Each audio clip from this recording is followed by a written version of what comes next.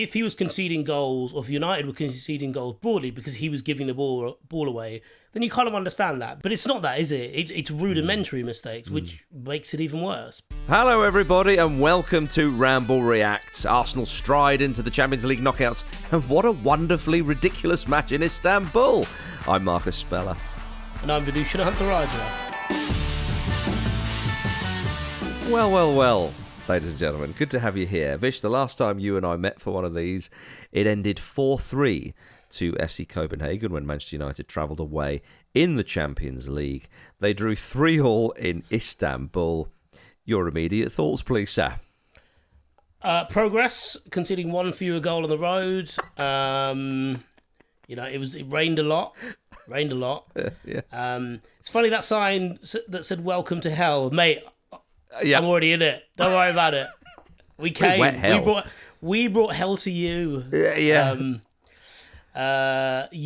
Immediate reaction is, how did Copenhagen get? I'm more annoyed with Copenhagen, to be honest. How did they get a point against Bayern Munich? Yeah, that is a bit frustrating. Harry Kane, unbelievable. Can't rely on him to do anything, can you? You can't. Do you enjoy Manchester United being involved in these great European ties?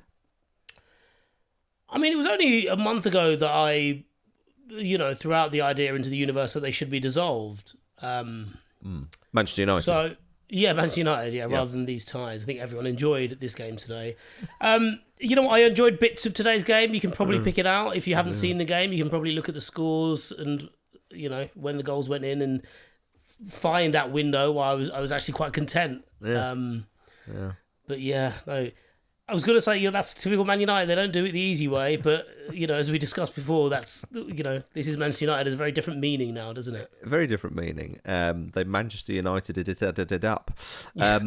We asked the good people of X. We said sum up the game in 3 words, and a lot of you tweeted us. I think we're not saying Xing us, and thank you very much for everybody who got involved there. Listener Rory tweeted, "The barn's cremated," which I thought was quite good because it was indeed a barn burner.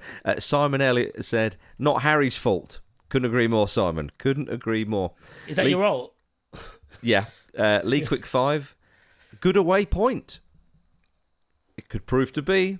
And Tarek said, "Keystone Cops." There it is.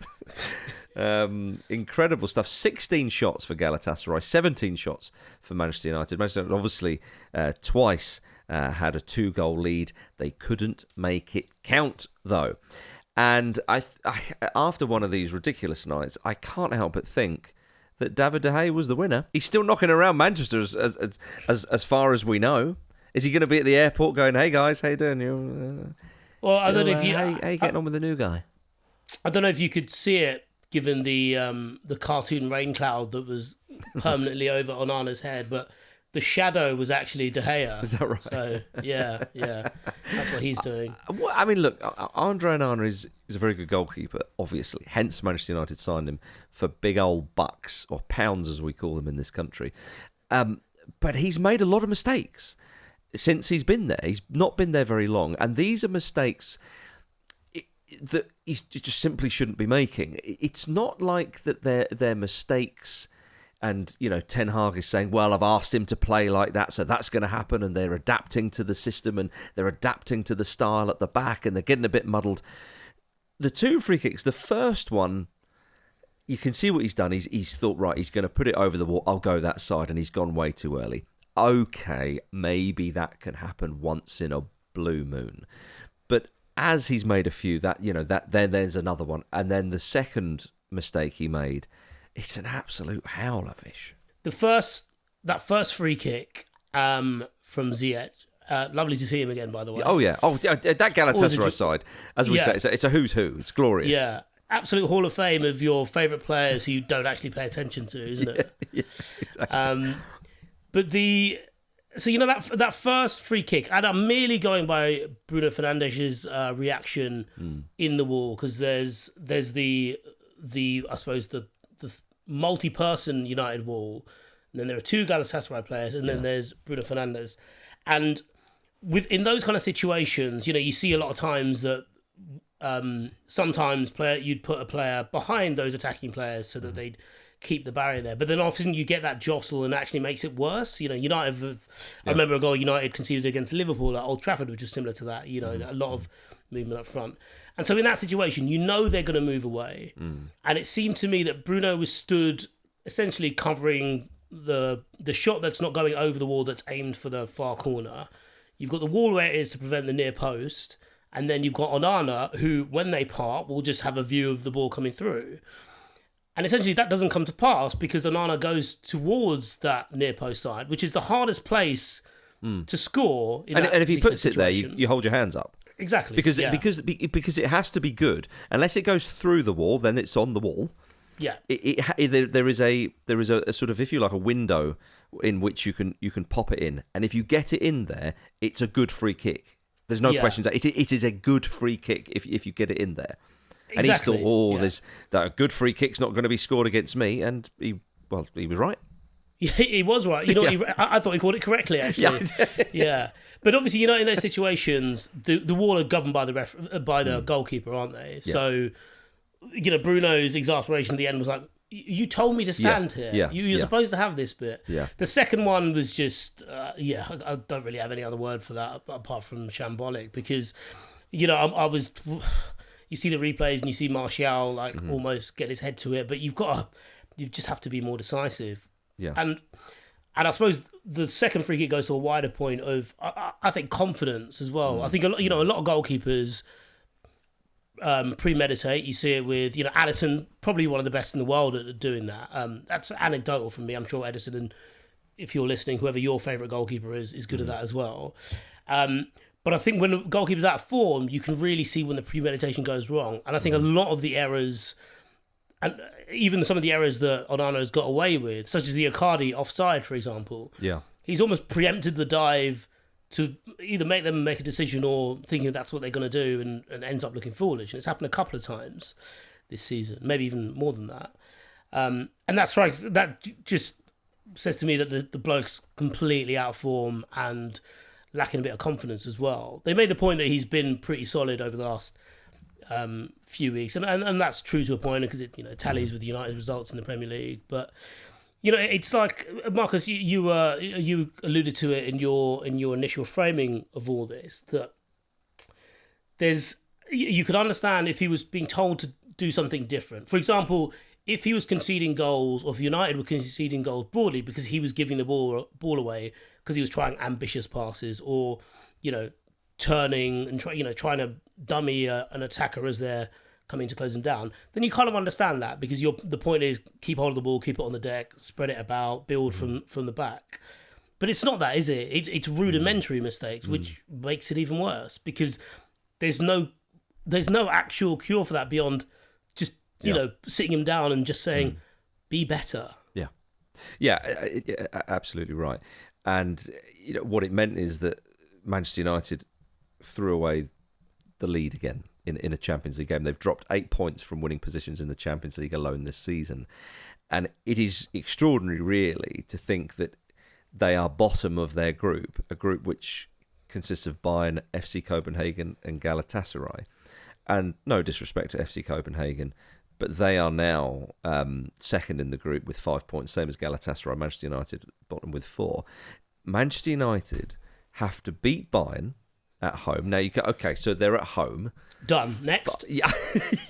Yeah. So, which is the least reliable result that they need with regards to the two that will be in question that evening when it comes around. So Manchester United need to beat already qualified Bayern Munich. So it's just as well Bayern have already qualified, because we saw, against Copenhagen at home they draw 0-0. They're clearly, I didn't watch the game, but considering how free scoring they've been with Harry Kane up front, it's fair to say they may have just taken it a little bit easy there. Whatever.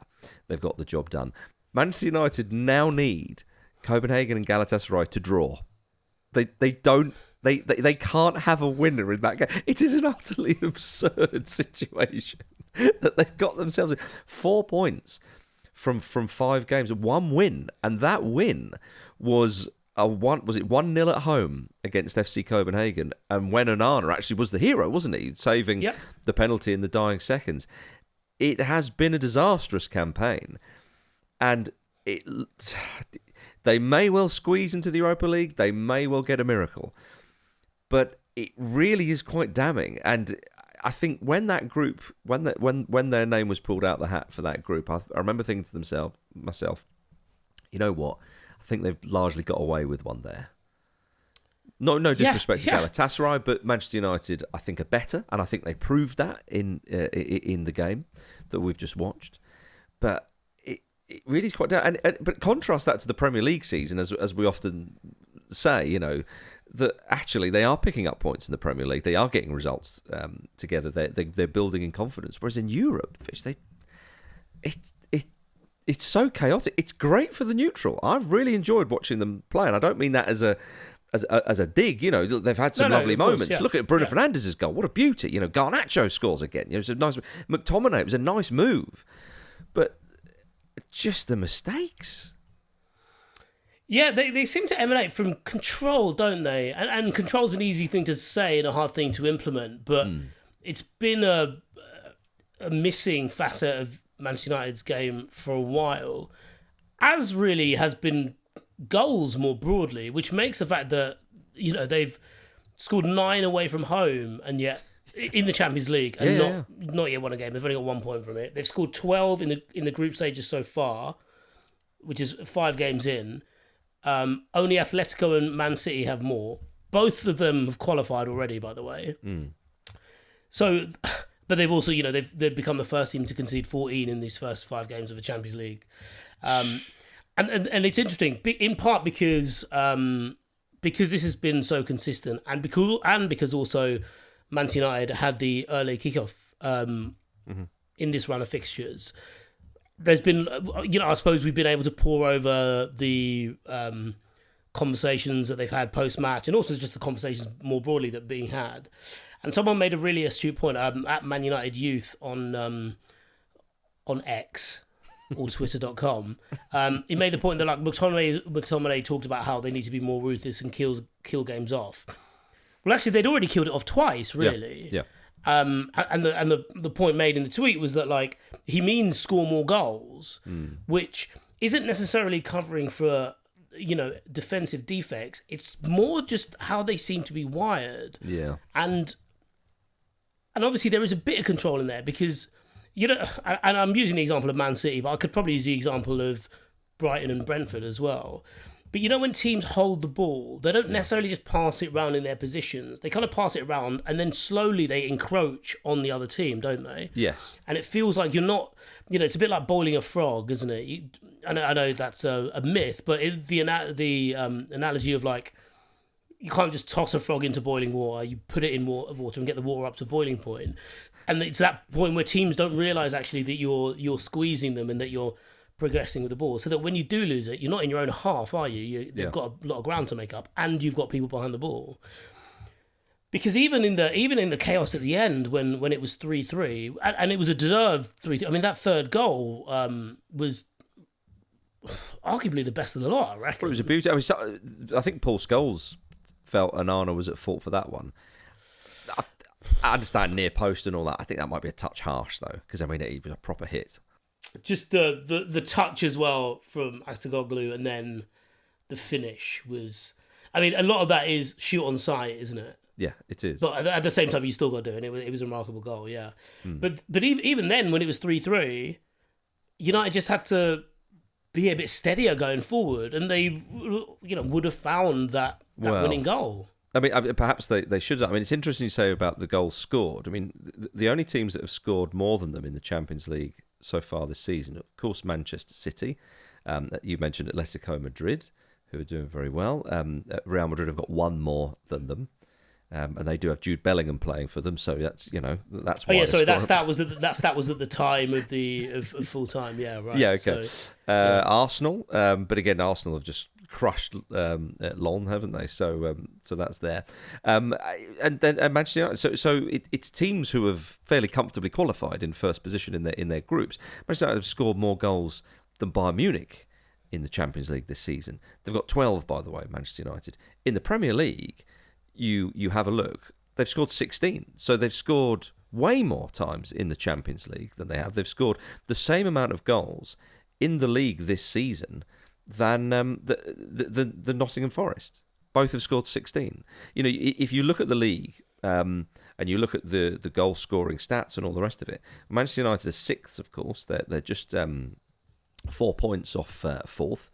You have to go all the way down to Crystal Palace in 13th to find a side who have scored fewer goals than them. Good, and they're a good team. To find a side who have. Sorry, I was right. We can leave that there. And they're a good team. They are a good team, Vish. You know, but good manager, very good manager. So that shows you how interesting and the contrast between Manchester United in the Premier League, where it is actually fairly tight, but they are picking up points. Whereas in Europe, it's like Ten Hag says, right, handbrake off, lads, do what you want, go crazy. And yes, scoring, but not winning. I find the contrast crazy. Yeah, no, I agree. And, you know, maybe I'm extrapolating a little bit too much here, but it feels like on those nights they can't quite control themselves. Yeah.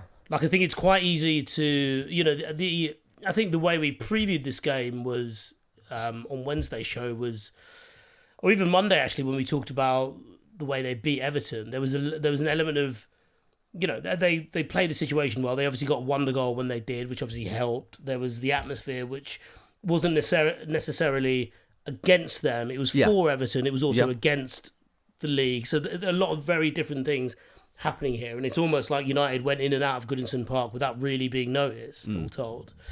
Well, Garnacho ruined that, didn't he? He did to a point, yeah. But then people were distracted by that, and then Martial comes and scores the third, didn't he? I'm not suggesting for a second that the Everton defenders were watching replays of that on social media, but yeah, like it's. You know, I know Ten Hag at Ajax was very much thinking about everything going forward, but ultimately he came in as a disciplinarian. You know, they were very.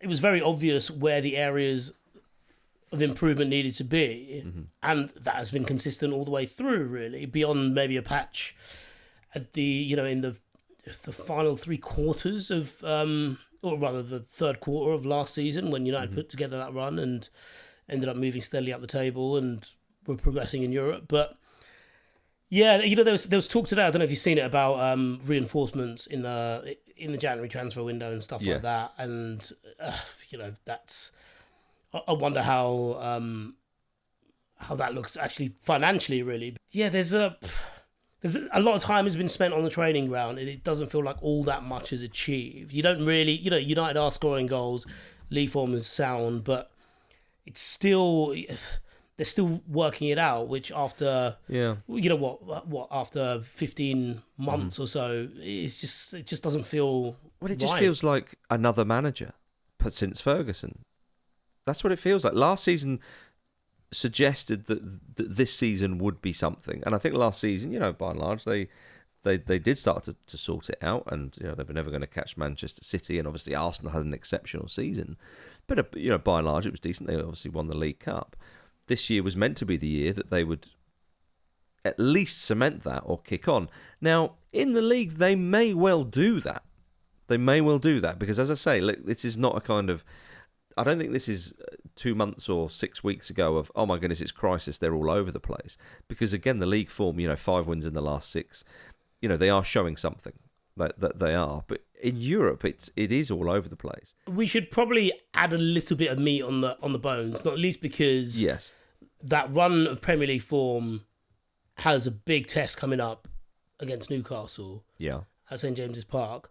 But, you know, it was a 1-0 home win to Luton in there as well. Obviously, you know, the Everton win was pretty good. There was the... last gasp win against Fulham, Yeah, in what you and I can both agree was a dreadful game of football. There was the defeat against Man City. Then there was the 2-1 away to Sheffield United, thanks to a Dalot, worldie, really. So... You know, we can't really have it both ways. It's not like that this run of form has come about through, chalk and cheese performances compared to tonight. They haven't been all that convincing, but this has all felt like something to build on. And then a game like tonight happens, or the Copenhagen game happens, where you actually need to flex a bit, and they can't do it. Yeah. I think this will be Manchester United's season. I think this is how it plays out. I don't think it's going. Oh, I see. I thought you were saying that as like, look. I thought you were going a bit Rio there. Look, this is Manchester United's time. I think this is how the season will play out. Sorry, yeah. This is their season, mate. You wait. You mark these words. Yeah. Even the Brentford game that started this run off. Was the the McTominay double in added time. As I say, I can't be angry with them because they've provided me with a lot of entertainment, in particular in the Champions League. And Galatasaray, it's always an interesting place for teams to go. Apparently, the ultras there sent out a message to the fans before the game saying that no phones were allowed in the stands during the game. They said 90 minutes of aggressive support. Go to war with the team. And when Garnacho scored that goal, you heard the noise. It was the home fans like giving it plenty, and I love that Garnacho, just not fazed by anything, was giving it plenty to them as well. Just to reiterate, because Copenhagen drew with Bayern, Manchester United have to beat Bayern, of course, at Old Trafford, and then hope FC Copenhagen and Galatasaray draw, which would be absurd if they managed to get through. If I was a Manchester United fan, I think I'd bite your hand off for a Europa League spot. I don't know, actually. Or you prefer to crash out altogether? I think it might be more beneficial in a way. Yeah. Not least because the Europa League, when they created that tournament, how many times have they heard, I think it would be beneficial rather not be in it? They're like, oh, come on. Come on, at least wait to the latter stages. Yeah. But yeah, like, just to avoid the Thursday-Sunday thing, I think that that really stretched United at the back of the last season. Obviously, they're contending with a few injuries now, getting a few players back slowly but surely, but I don't think anyone needs that in their life. Yeah, okay. Well, one side who won't be in the Europa League is Arsenal, of course. They beat Lens 6-0. Yeah, exactly, yeah. They had a go at the Europa League last season, of course, or was it last season, I think? Yeah, and failed. So... they've stepped up to the Champions League, and they think they might fare better there. But yeah, they marched into the knockouts. I mean, 5-0 at half time, bloody hell! And it was quite extraordinary, really. They just thought to themselves, "Let's put on a show here. Jim Campbell will be probably in the stands. Let's give him a nice little treat. It's a cold night, and let's warm everybody up because they're going to be getting out of their seats every few minutes, it would seem." Great performance from Arsenal, though, Vish. That's how you do it. Yeah, no, without doubt. We talked last season about how in the league specifically, there was a point where like Arsenal being as good as they are became the norm. Yeah, you have to work to that, and it basically is by showing people that you don't make the same mistakes, that you lose that kind of typical insert the name of club thing. Yeah. And nights like this, I think, lend itself to that because, they did lose the reverse fixture, and they've come out here and thought, "No, we're just going to pump you, and you're not going to be able to live with us here." Yeah. And it was such a dominant. It was almost like you could even go as far to say that it's sending a little bit of a message to the other teams in this competition. Yeah. I think that's fair. I think it's an interesting one, the Champions League. I mean, obviously Bayern will be. Among the favourites, Real Madrid, purely for the fact they've got Jude Bellingham, for crying out loud. But they'll always be mentioned. Sorry. Yeah. Did you say Real Madrid will always be mentioned in the Champions League now because of Jude Bellingham? No. I said Real Madrid will always be mentioned in terms of teams who can win the Champions League. They're always just going to get a mention. By the way, I wasn't pulling you up to disagree with you. I agree. Yeah, right. Put all your medals in the bin. You're a one-man team. You are a one-man team. Yeah. But embrace it. Yeah. Embrace it. You should be lucky. Is this what the Germans are going to be saying to us in the summer? Almost certainly. Almost certainly. He's going to win us all the cups. It's going to be brilliant. And the Nations League. Atletico Madrid, who... I think that's more of an outside bet, to be honest with you. I don't think PSG will do it. If Newcastle can take 4 points off them, then, Man City are obviously there, and Barcelona are not quite the team they were. So it's not stupid to think that Arsenal could go quite far in this competition. What do you think? Do you think that's a ridiculous thing to suggest that we could be, Arsenal might find themselves in a quarter-final, semi-final? Dare I even suggest further than that? No. Why would it be? Like, you basically listed off the clubs that you don't rate anymore. You called Real Madrid a one-man team as well. But there is, they're a stronger squad. There is a bit more in the tank there. There is a bit more... Declan Rice in there. Yeah, sense of belonging. There is a lot more Declan Rice in there. Yeah. 100% more Declan Rice. Yeah. Now we've added Declan Rice. Yeah. And Kai Havertz is scoring goals for fun. Yeah. He's. Maybe you and I have different, ideas of the word fun in that context, but he's scoring goals, isn't he? He has scored some goals. I'm thinking of fun-sized Mars bars. Yeah, There's less of Mars bars. There's less of Mars in a fun size. Yeah. Do you do that thing with a box of celebrations where you eat like a load of like one type of small candy? Yeah. Yeah, you kind of think maybe I should have got the chocolate bar. Yeah. Or what have I done here? What I would like is to get a box of celebrations which is really massive, and you pull out actual full bars of them. That would be so good. Yeah. Why hasn't someone done that? I mean, it would be utterly preposterous. Just get 100 quid. just get yourself a selection box. That's what you got to do, really, isn't it? I don't know. I love a bounty, if you're asking. Yeah, bounty's good. Good. Topic underrated. Yeah, I'd go along with that. Yeah, I would go along with that. I'd love to see a advent calendar, right? Big, like as in proper bars. Someone said that they saw an advent calendar once which had cheese in it, and I thought, that's awful. That is awful. You got to keep it in the fridge, clearly. Unless the cheese that you age is the last one, and they work like that. Yeah, definitely. So it's like a dairy lunchable is like the first day of Advent, and then you're saving the French cheese till last. Yeah, because that needs time to breathe, doesn't it? Yeah, well, exactly. Yeah. But keep it in the fridge if there is such a thing. So we think Arsenal are going to win the Champions League because everyone else is crap. Okay, great. Elsewhere in their group, did you see that PSV came back from 2-0 to beat Sevilla 3-2? Now, people might immediately say, well, it's not the Europa League, so are Sevilla really putting it in? Well, fine, but there's a chance they might miss out on the Europa League. They're fourth. They are 3 points behind Lens, who are third. I think they're going to miss out on the Europa League, which is a huge boost, by the way, to everyone who is competing in the Europa League, we should say. Just to quote Jeff Goldblum, nature finds a way, doesn't it? Somehow, I think they'll get through. Technically, you're not quoting Jeff Goldblum, though, are you? You're quoting his character. What was his character's name then? Dr. Nick Riviera. Yeah, no, I can't remember his name. Dr. Bloom. Big Doctor. In that game, Sergio Ramos scored the opener, of course, which was the Champions League's 10,000th goal. Fitting. Very, very fitting. There was no... You know those stories when like a criminal wins the lottery? Do you know what I mean? Doesn't it feel like that? Look, he's on day release, buys a ticket, and he's like won the Euro Millions.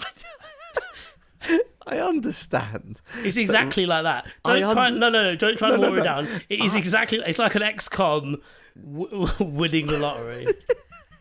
I understand Ramos has acted and done things that a convict would do when on the football field. I understand that point, but the man has won the Champions League a fair few times.